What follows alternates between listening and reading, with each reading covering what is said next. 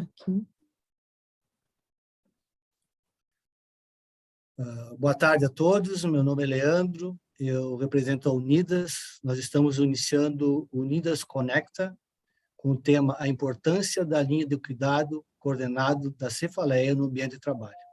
Teremos a participação do Dr. Elcio e do Dr. Alberto. Agradecemos em especial a ABV Produtos Farmacêuticos, em nome da Renata, que está presente. Um bom evento a todos. Dr. Elcio, a senhora a palavra.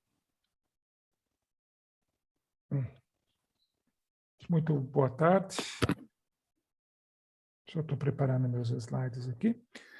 Ok, boa tarde. A nossa apresentação vai ser sobre as repercussões clínicas da cefaleia no ambiente de trabalho. Eu sou do Hospital de Clínicas, sou médico neurologista, sou professor no Hospital de Clínicas e eu vou tentar trazer para vocês hoje algumas considerações em relação a isso. O meu conflito de interesses hoje é com a ABV, onde a gente vai apresentar essas informações. Bem, eu tive um pouco de dificuldade quando eu comecei a preparar essa aula, literalmente, eu estava imaginando como é que eu iria fazer todo esse contexto numa plateia onde a gente sabe que temos alguns médicos, temos algumas pessoas que são enfermeiros, administradores, quer dizer, uma plateia bem variada. Então, eu tive um pouco de dificuldade como eu queria abordar esse assunto. E durante a realização do meu raciocínio, eu estava recebendo constantemente esse e-mail desse indivíduo aqui, né, que não dá para ver o nome, mas ele tinha um logo no e-mail que dizia assim, ou você soma, ou você some daqui, né? E eu comecei a ficar com esse negócio aqui na minha cabeça, desse WhatsApp aqui, que essa paciente ficava me mandando, e eu comecei a pensar, acho que é o caminho por aí, né? Acho que eu vou usar mais ou menos essa linha de raciocínio numa plateia tão diversa, onde aspectos médicos e aspectos comportamentais devem ser utilizados. O que tem a ver essa expressão com a enxaqueca ou com a migrânia, que são nomes semelhantes, que querem dizer a mesma coisa em relação a todo esse contexto? Bom, enxaqueca ou migrânia, literalmente, pessoal, é uma doença que eu comparo com uma guerra, né? Onde os indivíduos que sofrem dessa doença, eles são extremamente acometidos e vão precisar muito de um espírito de corpo entre as pessoas que estão trabalhando com esses indivíduos, sejam eles médicos, colegas de trabalho e, num contexto geral, até mesmo com os colegas de trabalho. Eu sempre comparo, então, o enxaquecoso como nós todos somos soldados da vida, né? Estamos lutando pela nossa sobrevivência e pela nossa vida, e o enxaquecoso também é. E ele é um soldado, como todos nós, que precisa muito da nossa ajuda. E eu vou trazer um pouco desse espírito para vocês, e agradeço o convite por eu poder falar sobre isso, porque eu sou um cefaliatra, trabalho com cefaleia, e é uma oportunidade ímpar para mim falar um pouquinho sobre essa doença.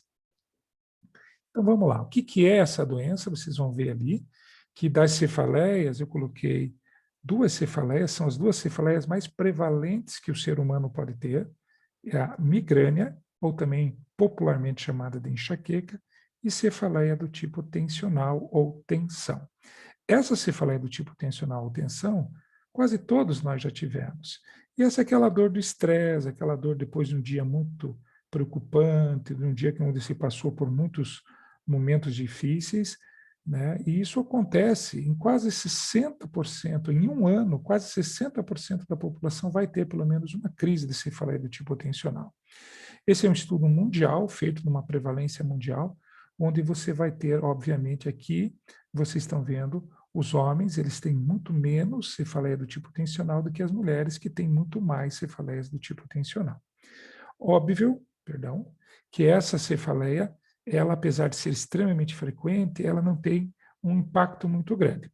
Por outro lado, nesse gráfico que vocês estão vendo aqui, vocês passam a ver a enxaqueca ou migrânia, onde você tem uma prevalência menor. Então, aqui você tem os homens e aqui as mulheres. Esse vai ter um papel importante na nossa apresentação. A enxaqueca é considerada uma doença de mulheres, muito mais frequente do que os homens. E isso ocorre por vários fatores, desde fatores hormonais até outros tanto. Mas vejam que quase 25% da população vai ter enxaqueca nas mulheres, 1 em cada 4 mulheres, e aqui em torno de 10% dos homens. Particularmente, nós vamos dar uma ênfase na nossa apresentação hoje, mais na migrânia ou na enxaqueca. Esses são dados brasileiros, vocês vão ver que cada estudo, aqueles eram dados mundiais, cada estudo ele vai ter resultados diferentes. Então, aqui você vê 27%, 24%, e olhe qual é a maior prevalência. A maior prevalência são nas 2 décadas de vida de maior produtividade do ser humano, que está lá entre os seus 30, na década de 30 e na década de 40 anos. É uma doença que pega os anos mais produtivos do ser humano. Por isso que é uma doença tão impactante. O homem, você vê que é muito menos, 8%, 10%. Tá? Aqui a cefaleia do tipo tensional, que é uma dor que vai acometer mais homens no Brasil e menos mulheres, mas é uma dor que não é tão impactante. Ela tem pouco efeito na qualidade de vida, na produtividade desses indivíduos. E aqui sim é importante. Você veja, a cefaleia do tipo tensional aqui embaixo, baixo impacto na qualidade de vida, e aqui você vê a migrânia ou enxaqueca, alto impacto. Olha a diferença que nós estamos falando, é uma diferença muito grande no impacto na qualidade de vida desses 2 grupos de pacientes. Okay? Quando a gente fala de migrânia ou enxaqueca, o grande marco entre essas 2 doenças é o número de dias que elas podem ter. Então, migrânia é uma dor de cabeça muito intensa, de forte intensidade, moderada a forte intensidade, que pode ser determinada como migrânia ou enxaqueca episódica e migrânia ou enxaqueca crônica. O que determina se é episódica ou crônica? Esse número aqui, 15 dias. Se o indivíduo tem mais de 15 dias, ele é crônico. Menos de 15 dias, ele é episódico. Isso tem importância? Talvez tenha importância para o médico que está lá classificando, mas do ponto de vista prático tem muita importância, como os senhores vão ver. Quando você tem crises de enxaqueca menos frequentes, o indivíduo ele tem uma melhor qualidade de vida, mais frequente, pior qualidade de vida. Isso vai ter um impacto muito grande em todos os aspectos. Veja uma situação do indivíduo aqui, por exemplo, onde, por exemplo, em junho de 2018, o comportamento desse indivíduo foi esse. Como é que um indivíduo com essas características pode conseguir produzir alguma coisa, sendo que ele teve 1, 2, 3, 4 dias que ele não teve dor de cabeça? É impossível você dizer que um paciente com essa situação clínica ele tem alguma capacidade. Ah, mas eu não entendo disso, nunca tive dor de cabeça. Eu sempre falo para os maridos dos meus pacientes, para as esposas dos meus pacientes, quando é o homem que tem enxaqueca, você não sabe o que é isso?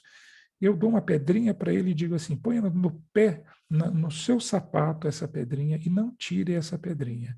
E o senhor daqui 1 mês, o senhor volta, que daí eu vou tirar a pedrinha, o senhor vai me dizer se é bom ficar com a pedrinha no sapato por 30 dias. Aí o senhor vai entender o que é uma enxaqueca crônica. É mais ou menos isso. Só entende quem tem. E isso vai ser uma constante nessa apresentação nossa hoje. Tá? Isso aqui seria durante 1 ano. Olha a situação de um paciente. Isso aqui é interessante, porque muitos pacientes que têm enxaqueca, eles parecem uma montanha russa, né? Altos e baixos. Aqui ele está embaixo da montanha russa. Aqui ele está no alto que eu diria em termos de frequência ou em termos de qualidade de vida. Então, a qualidade de vida do indivíduo com enxaqueca crônica oscila muito durante a vida dele. Ele pode ter períodos de melhora e de piora. Isso eu comparo a uma guerra. É um indivíduo que está lutando a guerra dele para sobreviver nesse caos que é ter enxaqueca, como vocês vão ver. Vocês vão ver que a nossa apresentação, a minha e o professor Ogata, eles se complementam. Então, muitas coisas eu vou falar aqui, que talvez até estejam repetitivas com o do professor Ogata. Ou o professor Ogata vai me complementar e assim por diante. Do ponto de vista econômico, nós temos 3 atores, 3 pessoas ou 3 formas de você ver essa doença. A migrânia ou enxaqueca, ela tem um impacto econômico nesses pacientes. Esse impacto pode ser direto, custos diretos. O que é um custo direto? É o custo que você vai ter para tratar esse paciente agudamente, dar o remédio para ele, dar um medicamento, seja endovenoso, seja na boca desse paciente, é quanto que você vai gastar para você comprar esse medicamento. Tem um custo profilático, que seria um tratamento, tem uma investigação laboratorial e de imagem, as coisas agora começam a ficar cada vez mais caras, mais custosas. Então, você sabe que é um indivíduo que chega com dor de cabeça no pronto-socorro, o médico vai pedir ressonância, vai pedir tomografia. Tem os custos de consultas, né? Quanto mais complicada essa doença, mais crônica, mais consultas vai ter. E, finalmente, o pior custo seria os internamentos, onde você vai ver que isso existe um gasto muito grande. E os custos indiretos, que esses custos não aparecem, mas eles têm um impacto muito grande nas empresas que têm esses indivíduos como colaboradores dessas empresas, que são os custos de produtividade, onde esse indivíduo, além de gastar muito, ele também produz pouco. E isso, na soma total, passa a ter um impacto grande dentro da nossa sociedade. Quando você vê tudo isso, tem 3 formas de você ver essas situações. Você pode ser o paciente que está vendo isso, então você vê toda essa dinâmica de uma maneira. Você pode ser a empresa, através do seu RH ou das pessoas que trabalham nessa empresa, onde você tem que lidar com esses indivíduos, ou a própria empresa, né? O próprio dono da empresa, que muitas vezes ele tem objetivos, e esses objetivos podem ser mais econômicos, sociais, não sei, vai depender de empresa para empresa. Mas cada um tem uma visão desse problema. E eu acho que a nossa apresentação hoje é tentar entender um pouco dessas diferentes visões, ou não, tentar entender um pouco da visão da doença propriamente dita, e cada um vai ter uma forma de se comportar de acordo com o que for melhor para ela. Bem, nos custos indiretos, a perda da produtividade e tudo mais, a gente vai ver que a migrânia, ela pode, e ela é um fator de risco de mortalidade. Muita gente fala, a migrânia é uma doença sem muita importância, mas a migrânia é uma doença importante. Ela é um fator de risco para você ter problemas cardiovasculares ou problemas cerebrais. Do mesmo jeito que hipertensão é um fator de risco, do mesmo jeito que diabetes é um fator de risco, tabagismo, obesidade, sedentarismo, nós temos que interpretar que migrânia ou enxaqueca também é um fator de risco. Tá? Eu vou mostrar para vocês dados estatísticos, estudos sérios, acompanhando pacientes por um longo período de tempo. É uma doença de longa duração. Eu conheço pacientes que nasceram e com 2 anos de idade já começaram com crise de enxaqueca e hoje estão com 70 anos de idade tendo crise de enxaqueca. Esse indivíduo viveu 68 anos da vida dele tendo crise de enxaqueca. Então, isso não é uma doença que vai te acompanhar algum período de tempo da vida. É a doença que mais acompanha o ser humano durante a sua vida. É a primeira de todas que existem no mundo que o ser humano conhece. É a doença que começa lá nos primeiros dias de vida e vai até os últimos dias de vida, de acordo com o paciente. Ela tem o aspecto do absenteísmo, que é a perda de trabalho, o professor Ogata vai falar um pouquinho sobre isso. Eu também vou falar algumas pinceladas nesse tópico. E o mais importante de todos, que é o problema do presenteísmo, que é aquele indivíduo que está presente no trabalho, mas a sua capacidade produtiva caiu drasticamente. Então, o gestor, ele olha esse indivíduo trabalhando, acha que está tudo bem, mas na verdade está tudo mal, porque ele está produzindo muito pouco, porque ele está com dor de cabeça. Tá? Como eu falei há alguns instantes atrás, esses são gráficos demonstrando a prevalência de mortalidade ou de doenças cardiovasculares. Esse gráfico especificamente é infarto agudo do miocárdio, a doença que mais mata seres humanos no Brasil. Tá? Vamos esquecer do Covid, não vamos entrar nesse aspecto, vamos entrar nos aspectos anteriores a essa pandemia. Então, aqui você vê os pacientes que não têm enxaqueca em pontilhado e os pacientes que têm em azul enxaqueca. Você veja que à medida que os anos vão passando, o indivíduo que tem enxaqueca, ele vai se afastando da média ponderal das pessoas e vai se tornando uma pessoa que tem mais chance de ter infarto agudo do miocárdio. É importante isso. Acidente vascular cerebral, né, o AVC, Olha, o AVC é muito mais. Você veja como o indivíduo que tem enxaqueca, ele se afasta muito do indivíduo que não tem enxaqueca. Isso demonstrando que essa doença não é tão benigna assim. Não é uma doença boazinha. É uma doença importante. Ela aumenta o risco de você morrer de infarto do miocárdio ou de derrame cerebral. Então, você tem que cuidar dessa doença. Essa doença pode trazer problemas, não agora, mas daqui a alguns anos, se você não a cuidar dela. Tá? Aqui, as doenças crônicas por absenteísmo. Vou comentar cada um daqueles aspectos que eu comentei anteriormente. Então, veja aqui quais as doenças crônicas que mais dão absenteísmo, ou seja, quais as doenças que mais fazem o teu funcionário não ir trabalhar.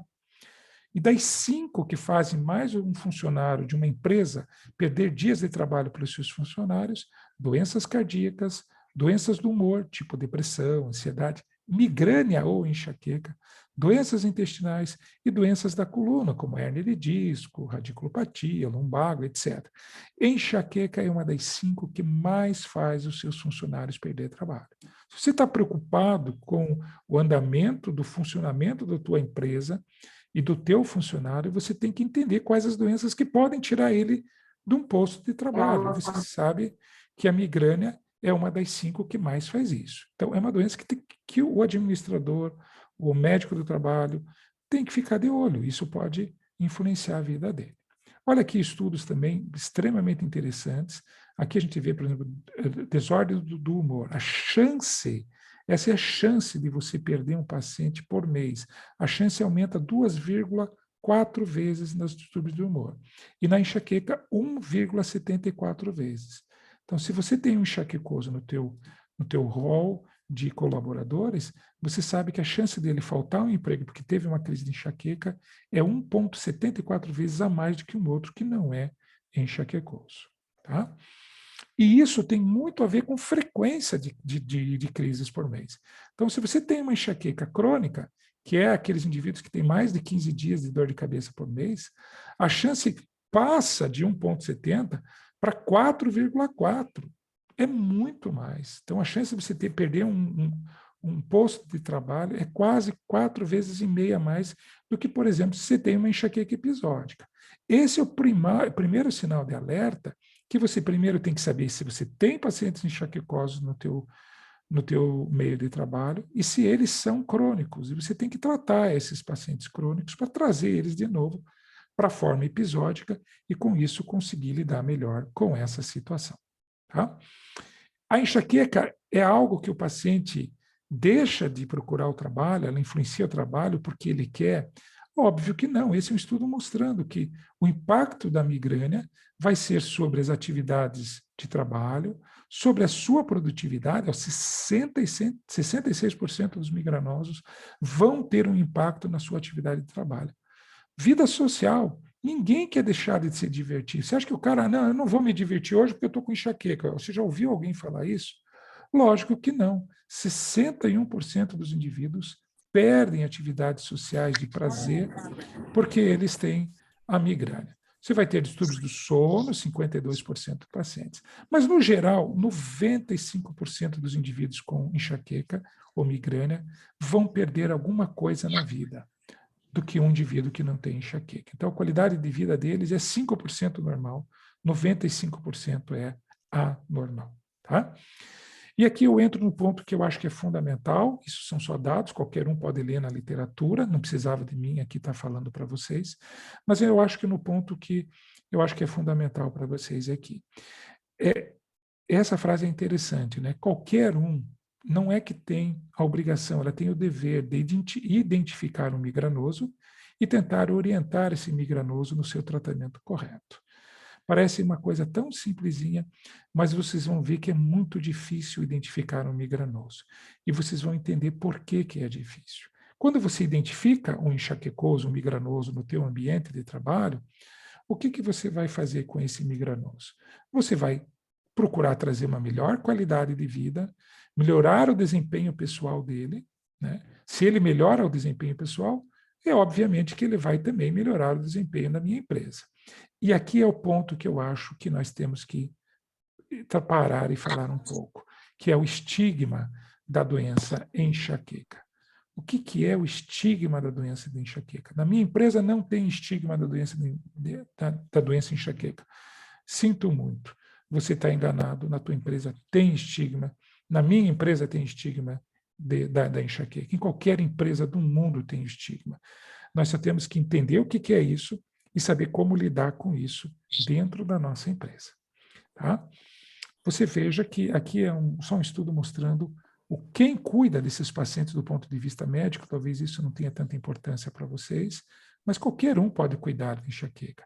Desde um clínico geral, um neurologista, um especialista em dor, não importa. Qualquer um que queira ajudar, ele vai poder cuidar da enxaqueca.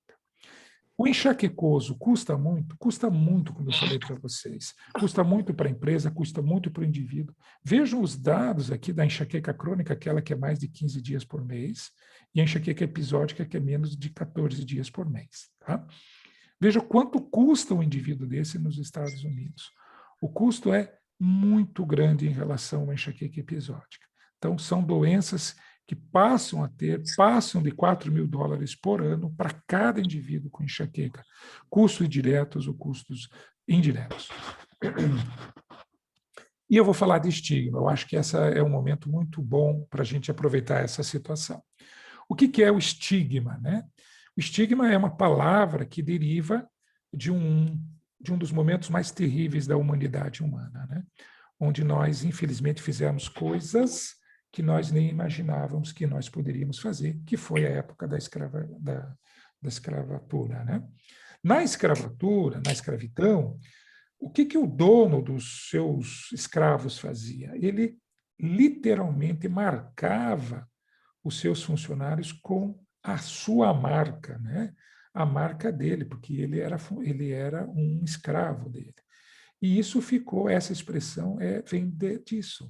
Quando você marca, você cria uma cicatriz no indivíduo, essa cicatriz ela aparece através da marca do ferro que queima, e isso é o estigma. O estigma é a cicatriz da marca. Estigmatização ou estigma hoje é a marca que a gente dá para o indivíduo com uma doença qualquer. Então você pode ser uma pessoa, estigmar essa pessoa por causa da religião dela. Ah, você é muçulmano, você é cristão, você está marcando ele. Não é uma marca física, mas é uma marca psicológica. Você pode marcar ele pela cor, pela aparência, pelo sexo, pelo peso. Ah, você é obeso, você é magro. E pela doença, no caso nosso hoje, pela enxaqueca. O que é estigmatizar do ponto de vista da enxaqueca? É não valorizar a doença, simplesmente, faltou porque teve uma enxaqueca, mais uma enxaqueca. Você não sabe o que é uma enxaqueca, você não tem nem ideia do que é enxaqueca, mas você está estigmatizando a doença porque você não tem ideia do que ela seja. O estigmatizar significa não tratar essa doença. Não preciso tratar um paciente com enxaqueca. Enxaqueca não é nada. Eu não vou intervir nessa doença, né? Então eu não mudo, eu não faço nada para a minha população. O que você fez pela tua população, na tua empresa, dos pacientes que têm enxaqueca? Nada, até hoje. Faz 20 anos que estou na minha empresa, nem sei se tem enxaquecoso na minha empresa. Então isso é importante. Isso é importante porque todas essas condutas vão gerar perdas sociais, perdas econômicas, perdas psicológicas e perdas de produtividade. Aqui mexe no teu sapato. Lá, quando não mexia no teu sapato, você estava pouco se lixando. Mas aqui começa a mexer no teu bolso, na bolsa da tua empresa.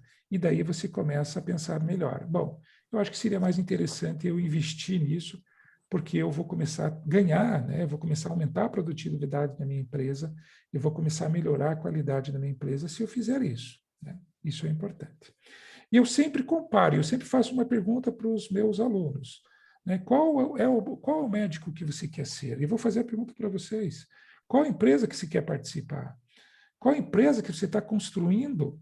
Qual é o seu trabalho? Qual é a sua vida? Você é o indivíduo aqui do grupo A, que tem o espírito de corpo, que se une com o enxaquecoso, que luta junto com o enxaquecoso, ou você é do grupo B, que afasta esse indivíduo, que isola esse indivíduo, ou pior, que permite que o teu grupo, que o teu time faça isso. Então você tem que identificar isso e procurar essa visão, que é a visão de espírito, de corpo numa empresa, que é a visão que predomina e que vai trazer sucesso econômico, e sucesso psicológico, sucesso emocional e o sucesso que se quiser ter. Aqui você só vai perder e essa perda vai ser gradativa e progressiva. Tá? Veja só o estigma dentro da medicina. Aqui estão as 10 doenças neurológicas, sendo que migrânia ou enxaqueca é a doença mais prevalente dessas 10. Vejam quanto que nos Estados Unidos se investe na pesquisa, no tratamento e no cuidado. $14 em média por pessoa para tratar enxaqueca. E você investe $1.630 para tratar as doenças neurodegenerativas. É muito menos, então você está vendo uma estigmatização brutal aí. Tá? Então, o que é o estigma no ambiente do trabalho? Como que você vai tentar evitar isso? Você vai tentar identificar o migranoso, o enxaquecoso, e principalmente, uma vez identificado ele, ver se isso é uma forma episódica ou uma forma crônica. Cuidado, pessoal, com a forma crônica. Esse é o paciente mais perigoso em vários aspectos, aspectos econômicos, sociais. Esse é um paciente que pode trazer um monte de complicações para a tua estrutura e para o teu funcionamento da empresa. Tentar adaptar o teu paciente enxaquecoso ao ambiente de trabalho. Isso não é difícil. Né? Como que você vai adaptar ele? Vai melhorar a iluminação para ele trabalhar numa iluminação mais adequada, vai melhorar a exposição a odores, vai melhorar a exposição a barulho. Você vai colocar um enxaquecoso no meio da máquina lá produzindo, o cara vai ter enxaqueca todo dia, vai produzir mal, vai cometer erros, esses erros vão ter um preço, tanto físico como econômico para a tua empresa. Tá? E os pacientes não, isso aqui é importantíssimo, pessoal, os pacientes não revelam a sua doença, porque eles sabem que existe estigma. O cara que tem enxaqueca sabe que o mundo ele tem um estigma contra ele. E eles fazem uma coisa chamada disclosure carry-over, ou seja, eles transferem a transferência de divulgação. Veja como é que esse negócio funciona. Esse é um estudo que não foi publicado, mas foi feito em empresas americanas, onde eles pesquisaram 4.024 indivíduos migranosos. E eles viram que 50% desses indivíduos que solicitavam licença do trabalho, especificamente seria para nós aqui as férias, a motivação que eles pediram férias foi porque eles estavam sofrendo de dor de cabeça. Não era para viajar, não era para gozar as suas férias, era para tentar ter um pouco mais de controle nas suas crises de dor de cabeça. E o pior, né? Os seus supervisores, os seus gerentes, eles nem têm ideia de que esses indivíduos tinham enxaqueca. Né? Então, eles não conseguem, esses indivíduos eles têm uma dificuldade de criar vínculo. Né? Então, mais da metade das pessoas que têm enxaqueca, elas têm problema de relacionamento e têm redução da sua capacidade, que seria o presenteísmo que o professor Ogata vai falar para nós lá na frente. Tá? Existe uma coisa mais importante que o estigma e mais complexa e mais difícil de entender, que é o que a gente chama de internalização do estigma. O que é internalização do estigma? É quando você começa a trazer o estigma da doença para dentro de você mesmo. Você começa a se auto-estigmatizar, que seria o pior das situações. Vejam esses dados também, dados que foram de pesquisa, os indivíduos mais habilidosos, aquele indivíduo que você gostaria de ter na tua equipe, o cara criativo, o cara que tem uma inteligência mais aguçada, é aquele que mais internaliza, aquele que mais joga o seu estigma para dentro dele mesmo. Qual é a repercussão disso especificamente? Né? O que eles fariam especificamente? Entre os pacientes que fazem, então, essa estigmatização, eles têm um comportamento diferente, ou seja, primeiro de tudo, eles começam a negar a doença.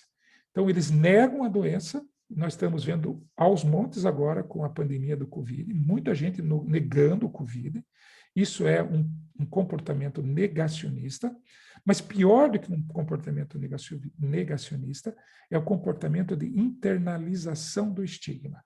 Então, ele põe para dentro dele isso, essa estigmatização, e começa a ter comportamentos diferentes. Quais são esses comportamentos?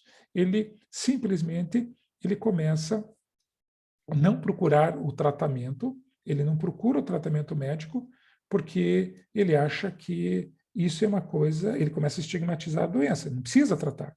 Né? Mas você está com dor de cabeça 4 dias na semana, mas não precisa tratar, isso não há necessidade. Então, isso já é um problema sério.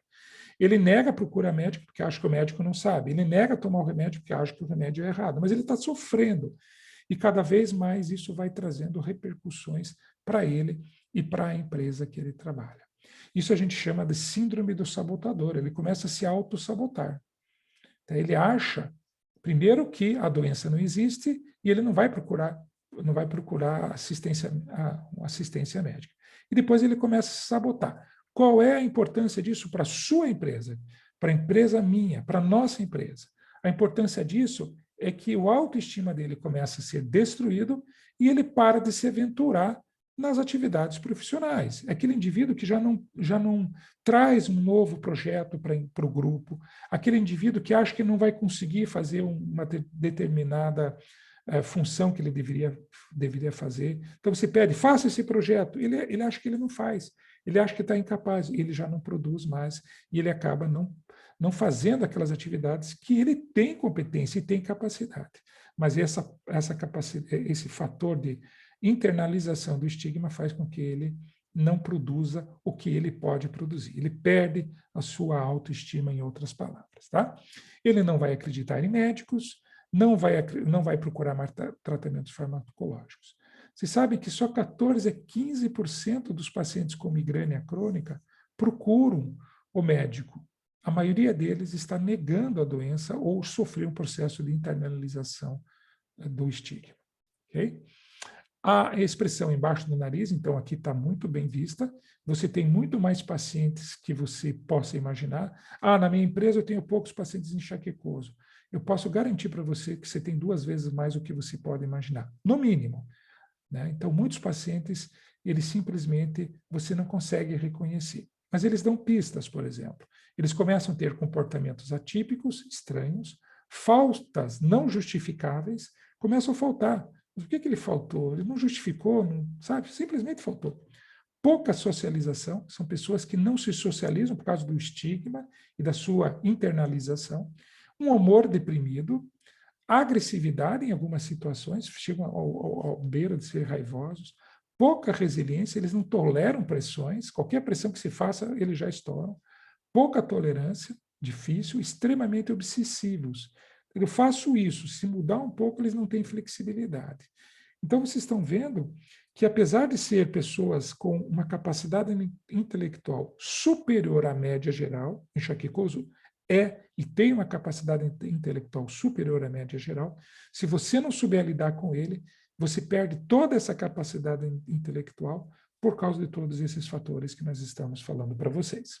E para terminar, porque já passei do meu tempo, então, migrânia ou enxaqueca é uma doença de alta prevalência, com certeza você tem vários pacientes no seu serviço, um alto impacto na qualidade de vida, influenciando significativamente o ambiente de trabalho. Ela interfere com o presenteísmo e absenteísmo, o seu componente estigmatizador é um desafio a ser vencido por todos os autores deste processo, onde os colegas de trabalho e os seus superiores são importantíssimos, espírito de corpo no seu grupo, ele vai vencer isso, talvez essa seja a grande forma de você vencer isso, né?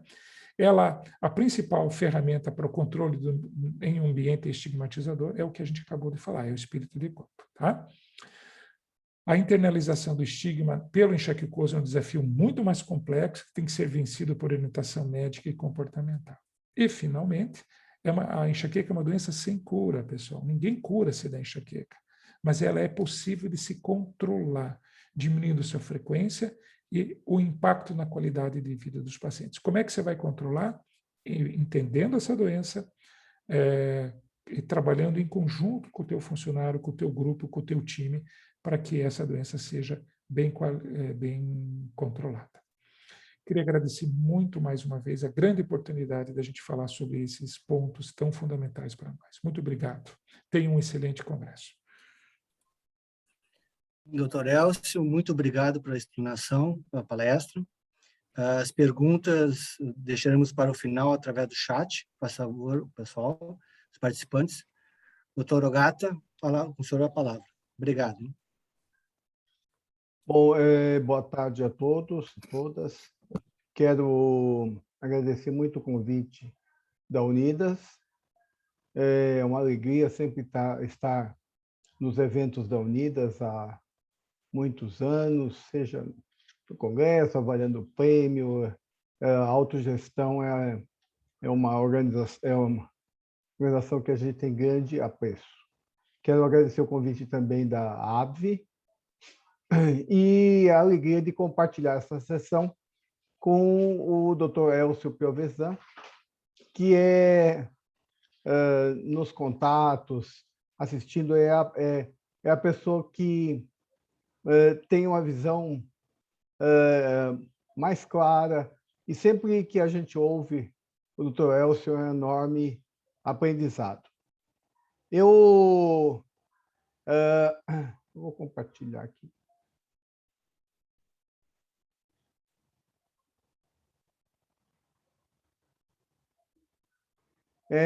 Eu, ao contrário do Dr. Elcio, eu não sou cefaliatra, a minha área é saúde populacional, eu sou pesquisador associado do Centro de Pesquisa em Gestão e Administração em Saúde da Fundação Getúlio Vargas, da Escola de Administração de São Paulo, e a minha formação, basicamente, é em gestão e saúde coletiva, e toda a minha área de pesquisa, o doutorado, é em cima da saúde coletiva.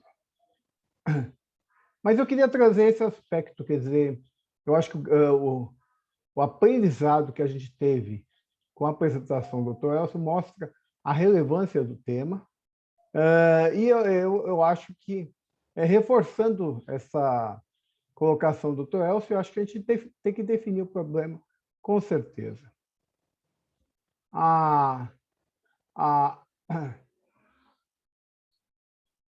Só um segundo aqui. Eu vou ter que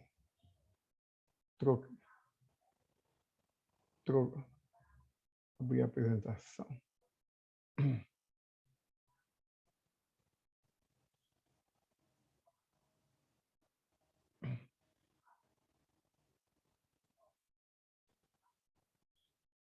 Está dando um probleminha de configuração. A principal plataforma global e que a gente pode utilizar é o Global Burden of Disease, que está hospedada na Universidade de Washington, www.healthdata.org, onde a gente tem dados do Brasil, do mundo todo, e no Brasil separado por estados. E um termo que nós usamos muito em epidemiologia são os anos vividos com incapacidade. Porque não basta só nós considerarmos as causas de morte, porque as pessoas podem viver muitos anos com problemas que as incapacita, que dificulta de fazer as suas atividades normais.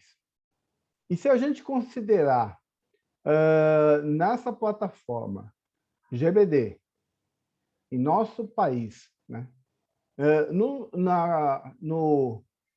total de causas de anos de vida perdidos por incapacidade, nós vemos que as questões relacionadas à cefaleia, ela corresponde a 8% do total, né?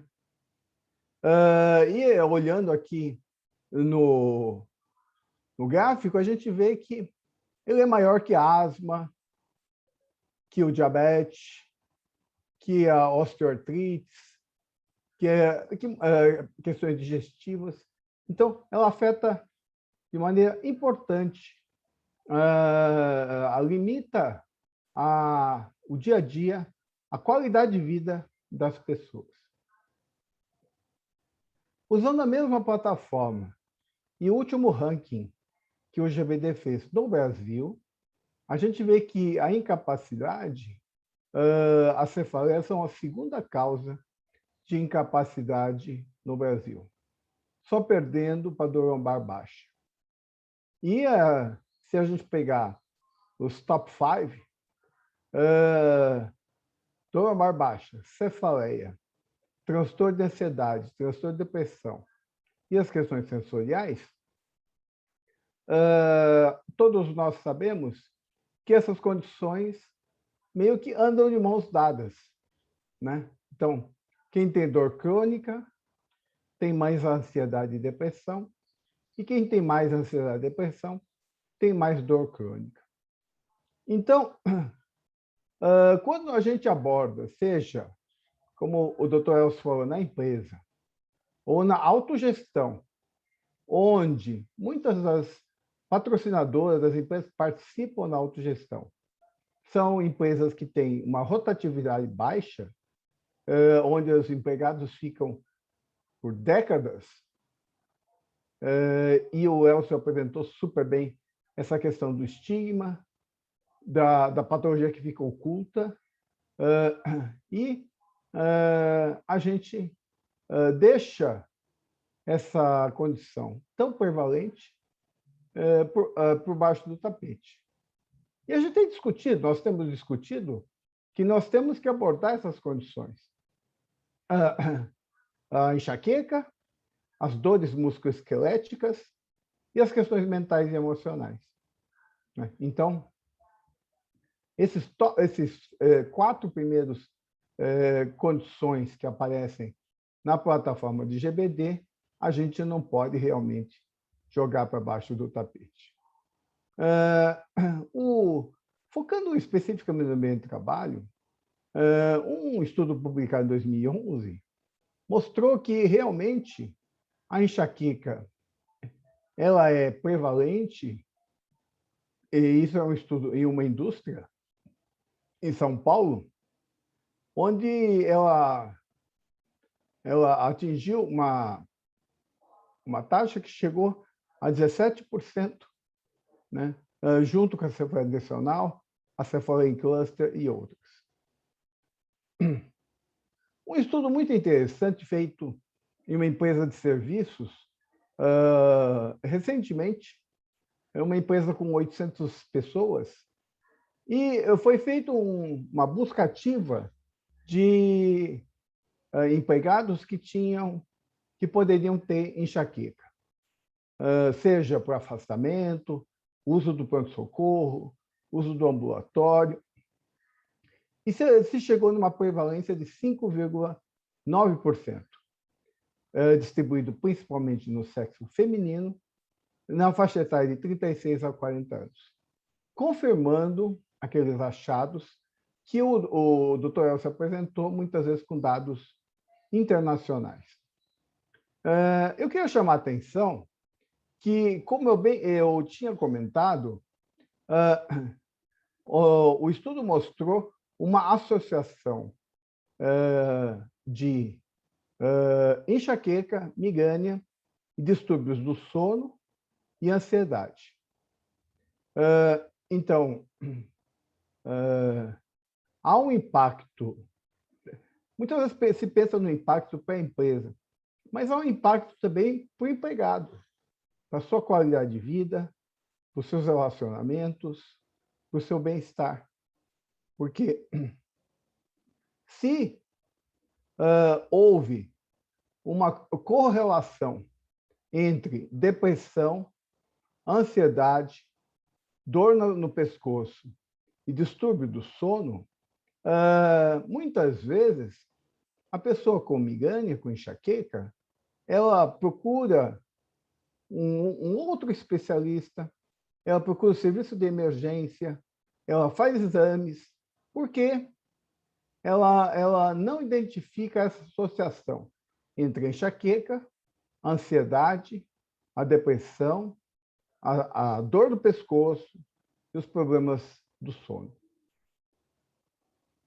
E esse estudo, feito por Cabral, ele mostrou, usando 2 instrumentos, 2 questionários, traduzidos e validados para o português, isto é, ele é disponível para todos os profissionais de saúde que queiram fazer a avaliação seja através da operadora, seja através do patrocinador, seja através do RH, é possível usar questionários como o MIDAS e o WPAI Migraine. Ambos medem absenteísmo, faltas ao trabalho e presenteísmo, isto é, ir ao trabalho, mas não produzir por uma questão de saúde. E esse estudo mostrou um impacto importante de custos de absenteísmo e principalmente de presenteísmo. E esse estudo foi interessante porque ele teve acesso não ao valor estimado do salário, mas ao valor real. Então, um impacto importante no custo da patologia em relação à migrânia. E esse estudo mostrou que o custo de perda de produtividade supera em muito o custo do tratamento quando abordado em uma linha de cuidado. Um outro estudo muito interessante feito em uma autogestão na CAPCESP, pelo Dr. João Paulo e o grupo, né, mostrou que as pessoas com enxaqueca, elas geram um custo até 25% a mais. O que deu, naquele período, 2,5 milhões de reais. Então, as pessoas com enxaqueca usam mais consultas, fazem mais exames e fazem mais terapias, seja fisioterapia, psicoterapia. Então, quando você tem pacientes com enxaqueca que não são tratados, como o Elcio bem colocou, se automedicam, não usam tratamentos efetivos, ou tentam ir tocando por anos com a doença, não é só custo de produtividade, não é só absenteísmo, não é só presenteísmo, mas há um custo assistencial, há um custo direto, há um custo do plano de saúde, que na amostra da Juliana e do João Paulo superou 2,5 milhões de reais. E como eu disse, isso impacta em mais consultas, mais exames, mais terapias e um custo, então, 25% mais elevado. Muita gente acha, e também foi apontado na apresentação do Dr. Elcio, que enxaqueca crônica você trata só na crise e vai no pronto-socorro tomar uma medicação endovenosa. Mas a gente sabe, aí essa pessoa fica lá 2, 3 horas esperando para tomar um analgésico endovenoso, que a gente sabe que não é o melhor tratamento para uma crise de enxaqueca. E quem tem enxaqueca crônica, eu acho que a gente pode até ouvir, doutora, sobre isso, qual que é a melhor conduta? Como que a gente tem que abordar essa questão para não ter que, em cada crise, a pessoa perder muitas horas, passar mal, mexer com a sua qualidade de vida e ainda não fazer o tratamento adequado. A abordagem, naturalmente, como é uma condição crônica, ela está associada a questões, a outras comorbidades. Realmente, o estilo de vida é muito importante, né? Para prevenir crises, para reduzir a intensidade das crises, e ela tem que estar associada, seja a prática da atividade física, ela não é, a gente não está falando em prática esportiva, mas as pessoas serem mais ativas no dia a dia, seja no lazer, no trabalho, no deslocamento. Elas aprenderem a gerenciar o estresse, receber técnicas de gerenciamento do estresse, técnicas de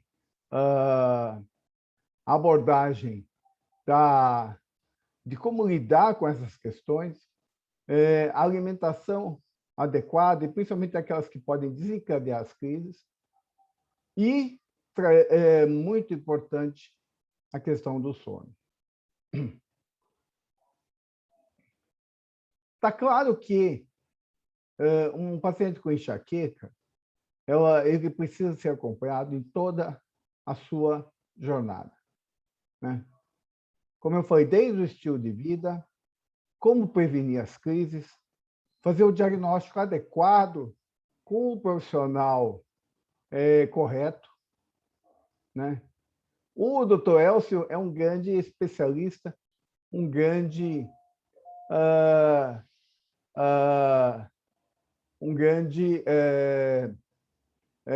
cefaliatra.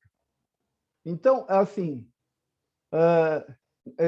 eu não tenho certeza, e a gente pode até discutir essa questão com ela, que os médicos na atenção primária, os médicos do trabalho, os médicos no dia a dia, conseguem fazer realmente o diagnóstico adequado da condição, do tipo de cefaleia, para fazer o tratamento adequado. Talvez fosse necessário um treinamento, uma capacitação, uma oferta de informação para que os médicos que atendem esses pacientes façam o diagnóstico adequado e encaminhem para os serviços secundários, o cefaliatra, aqueles que precisam de tratamento especializado. O tratamento ele precisa ser efetivo. Não é um tratamento único para todos. Existem terapias cada vez mais efetivas para cada condição. E cabe a nós, do sistema de saúde, oferecer acesso. Quer dizer, o tratamento que é efetivo, ele tem que estar acessível ao paciente. Porque se a gente oferece só um tratamento básico que não é efetivo, a gente vai possibilitar que essa condição se cronifique, que as pessoas realmente fiquem cada vez mais estigmatizadas, que as pessoas desacreditem do tratamento. Eu já tentei de tudo, mas elas não sabem, porque muitas vezes o médico que atende também não conhece as alternativas terapêuticas. Então, o tratamento tem que ser adequado. A recuperação, a reabilitação e os cuidados em casa têm que ser constantes, porque a migrânia ela não tem cura, é uma condição crônica e ela precisa ser acompanhada. Então, a jornada do paciente é fundamental. E usar instrumentos adequados, como eu falei. Então, no afastamento, use de 10. No diagnóstico, a classificação internacional de cefaleias, terceira edição. Na avaliação da perda de produtividade, a gente sugere usar mesmo o ID Migraine, o MIDAS. O MIDAS é um questionário muito simples. É o Migraine Disability Assessment. Ele tem só 5 questões em que a pessoa relata queixas nos últimos 90 dias. E ela tem uma sensibilidade muito boa, né? Então, eu acho que... eu não conheço serviços... isso deveria ser inserido na atenção primária, deveria ser inserido nos ambulatórios das empresas. Eu não conheço serviços de atenção primária, isso tem sido muito comum na autogestão, no sistema de saúde, que utilize ferramentas mais adequadas no diagnóstico, no impacto da produtividade, e que utilize diretrizes clínicas para fazer a correta orientação na jornada do paciente. Porque a gente precisa, a gente chama muito o termo cookbook, né? A gente precisa ter receita de bolo para, em cada condição, eu fazer o diagnóstico adequado, usar o medicamento adequado, fazer a conduta adequada, porque não há uma única receita de bolo para todas as cefaleias, né? Ou a gente usa isso, ou a gente manda para o Dr. Elcio tratar, né? Porque a gente não pode super simplificar uma condição que é muito complexa. Então, resumidamente, eu acho que a gente tem que conhecer a população, seja na operadora, seja na empresa. Incluir questionários, instrumentos validados no exame periódico de saúde. Inserir rastrear a enxaqueca na população em uma abordagem de saúde popular. Olha, é muito comum em mulheres, na faixa. Eu preciso saber quantas da minha população, adstrita da minha operadora, tem enxaqueca. Eu posso rastrear, eu posso buscar fontes secundárias no uso do pronto-socorro, na realização de exames. Na empresa, eu posso ver os dados de absenteísmo. Eu posso levar informação, seja através de campanhas educativas, material de comunicação, palestras, mas informação não basta. Somente informação não é suficiente para a gente conseguir mudar esse cenário. A gente precisa ter uma abordagem terapêutica efetiva. Nós temos que estar integrados com a rede assistencial, identificar neurologistas, cefaliatras na rede que possam ser parceiros, né? Então, a gente precisa ter, eu quero dizer assim, a gente precisa ter na nossa rede um Dr. Elcio para chamar de seu. Entendeu? A gente precisa ter um médico que tenha essa empatia, que entenda do assunto e que esteja na nossa rede assistencial, que a gente possa referenciar, que ele faça a contrarreferência, que a gente confie que vai fazer um tratamento efetivo. Muita gente tem conversado com os colegas, não identifica na sua rede assistencial um cefaliatra para os quais possa encaminhar os casos de enxaqueca crônica para o tratamento mais adequado. E quando houver, a gente precisa oferecer acesso a esses tratamentos, facilitar o tratamento do que é mais efetivo. Acompanhar o engajamento, identificar parceiros nessa jornada e acompanhar indicadores, seja de qualidade de vida, absenteísmo, uso de emergência, produtividade. Todos nós sabemos quanto custa uma consulta de pronto-socorro, muitas vezes para tomar um simples analgésico. Então, sobrecarrega o pronto-socorro, gera consultas caríssimas dentro do sistema, isso porque o tratamento não é adequado.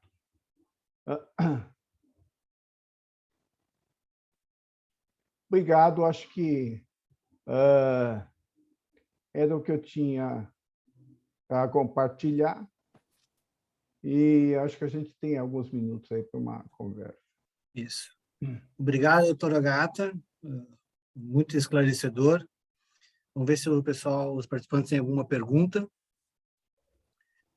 Eu vou matar as minhas curiosidades, né? Eu acho que a Renata também tem uma pergunta. Pode, Renata, fica à vontade. Oi. Não, deixa você primeiro. Não, faz gentileza.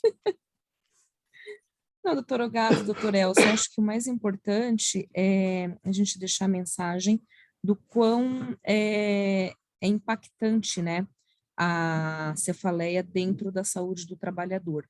E um questionamento meu, quando a gente fala de indústrias, grandes empresas, a gente sabe que a prevalência maior é em mulheres, certo? Mas com a experiência de vocês, o quanto que isso pode impactar homens também?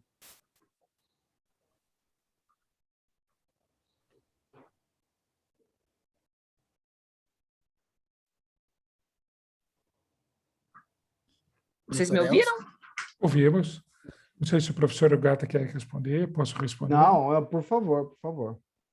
Veja só, Renata, a gente sabe que a mulher ela tem 3 vezes mais crise de enxaqueca que o homem, né? Cada 4 pacientes que chegam no meu consultório, 3 são mulheres e 1 é homem.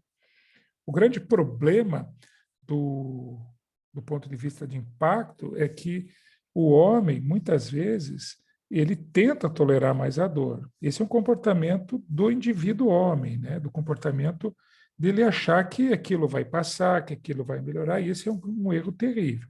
A mulher, geralmente, ela é mais prevenida, ela é mais cautelosa. Então, geralmente, a mulher, quando começa a ter a dor, ela já toma o analgésico, ela já tenta controlar a sua crise. A mulher procura mais o médico, ela tenta tratar, porque ela sabe o impacto que isso tem na vida dela. A carga de trabalho, as funções da mulher, né, nessa sociedade moderna é muito maior, muitas vezes, que muitos homens. Isso faz com que ela procure mais. Então, o que a gente vê? A gente vê mais mulheres no tratamento, que se cuidam mais, que se previnem mais. Os homens, pelaquela cultura, por aquele hábitos de tolerar a dor, eles acabam sofrendo muito mais, o que de uma maneira indireta acaba impactando mais na produtividade deles, porque eles sofrem mais dor, tentam aguentar mais dor e acabam não aguentando, é óbvio. Essa é uma doença que a gente diz que ela é literalmente, não vou dizer popular, mas ela é democrática, ela pega qualquer um, desde o indivíduo pobre até o indivíduo muito rico, né? Não poupa ninguém. Elcio, só Oi. uma dúvida sobre isso, até para você comentar. Como eu disse, a grande falando de dor, né? Uma grande dor hoje no sistema de saúde, e a gente discute muito isso também com o pessoal, que é o uso do pronto-socorro, né? O pronto-socorro traz um impacto. Primeiro que a pessoa chega lá, coloca aquela pulseirinha verde, né? Que a recepção fala, não, ela espera 3 horas. E aí, muitas vezes, o tratamento é feito e a fatura vem altíssima. Agora, não em termos de custo, né? Mas, assim,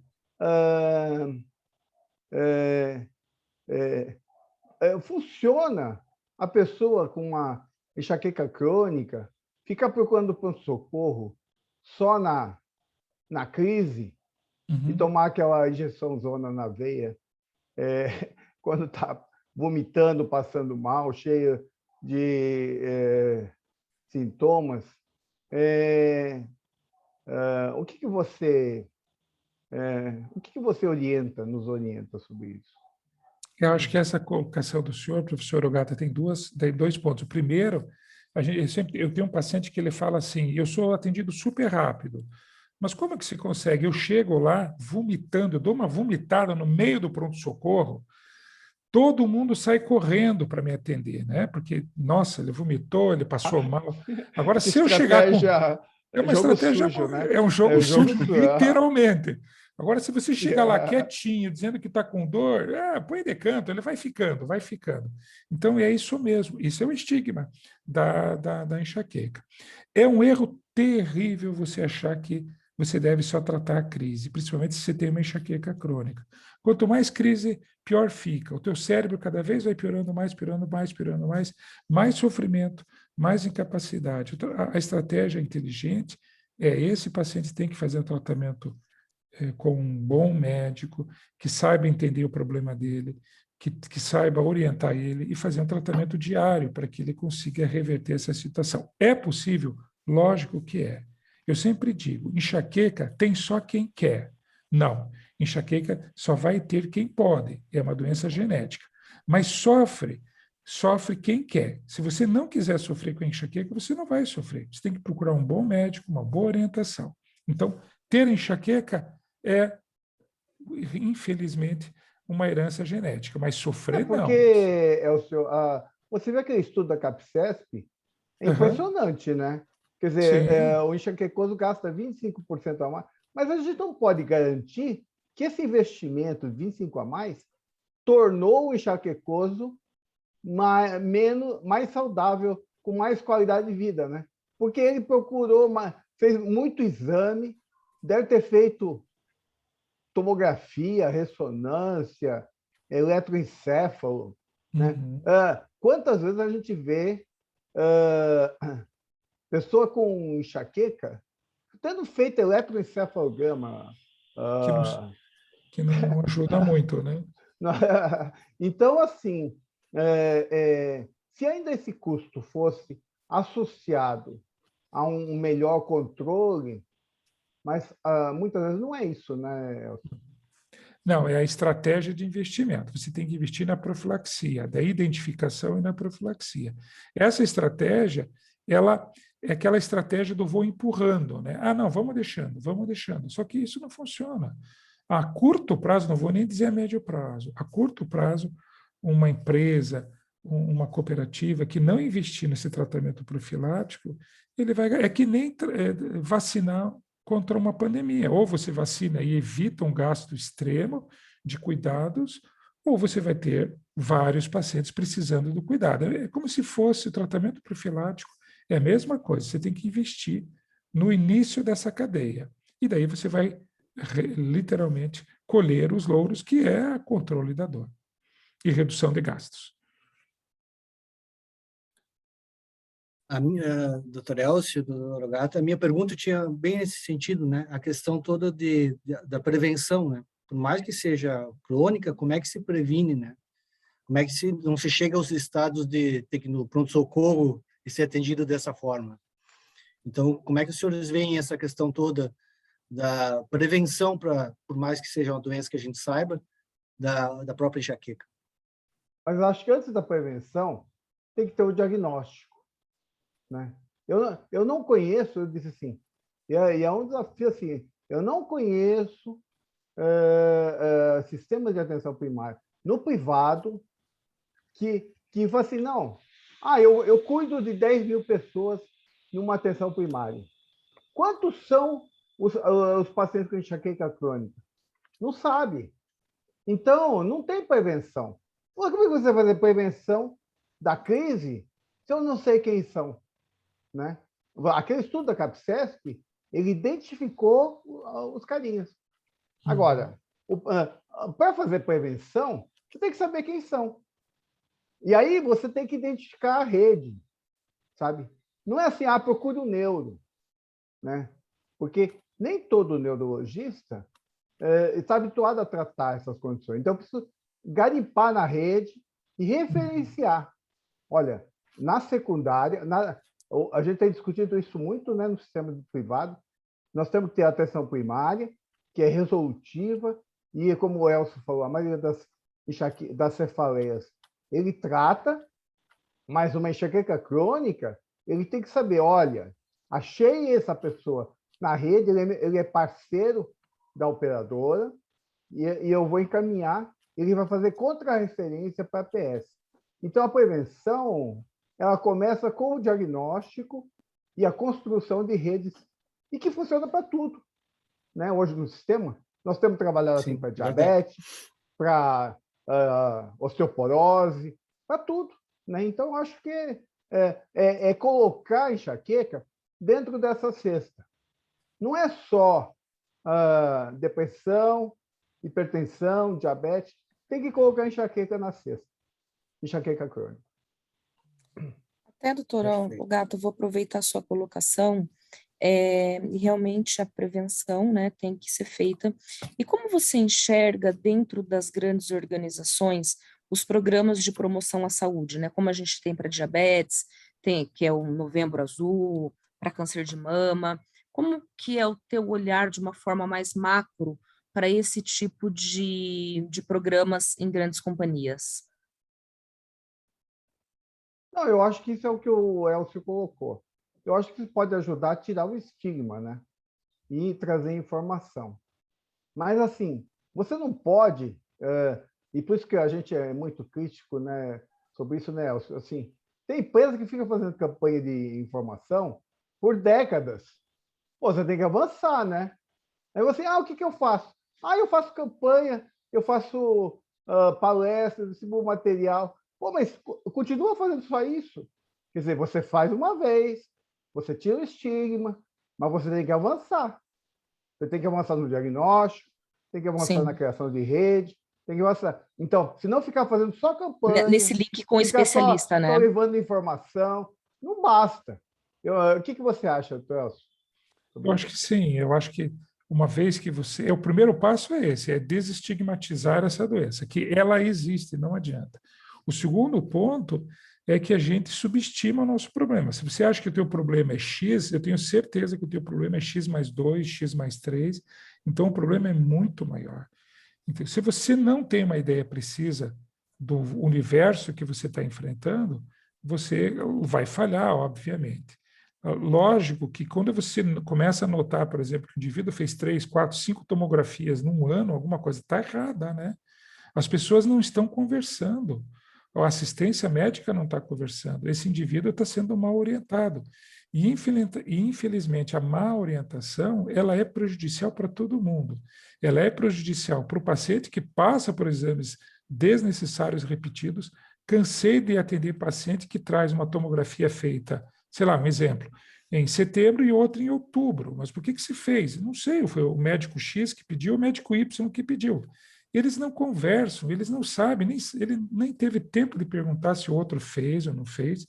Ele já vai pedindo novos exames, expondo esse paciente à radiação desnecessária, expondo a riscos desnecessários, sobrecarregando o sistema, sobrecarregando a estrutura, que chega um momento que ela não aguenta mais. Isso é impossível você sustentar tudo isso. Então, acho que tem que ter bom senso. O médico tem que pensar no paciente, tem que pensar na operadora, porque a operadora é limitada, ela não é ilimitada. Então, a gente tem que ter bom senso, e eu acho que na enxaqueca crônica isso prevalece muito.